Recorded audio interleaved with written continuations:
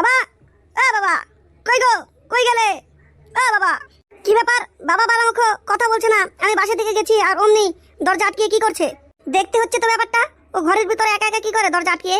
জান, তুমি দাঁড়াও তো, আমি পিছের দরজা দিয়ে দেখে আসি বাবা বারামুখ ঘরের ভিতরে একা একা কি করছে। বেশ, ঠিক আছে, যাও তুমি দেখো বাবা কি করছে ঘরের ভিতরে।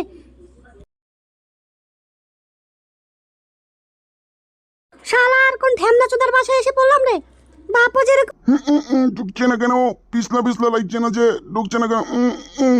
ও বাবা, ও বাবা, আস্তে আস্তে আস্তে করে গো, ব্যথা লাগছে, ব্যথা লাগছে, এত জোরে দিও না, আস্তে। হাইতে চপ রেন্ডি।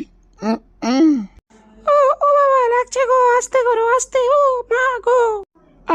সব শান্তি মনে এখানেই আছে রে। এগুলো কি হচ্ছে বাবা? ও ও ও কিছু না রে বাবা, তোর চাচি আসছিল পাশের বাসা থেকে, ওকে একটু আদা রসুন দিচ্ছিলাম ফ্রিজে থেকে, তাই একটু বসে গল্প করছিলাম আর কি।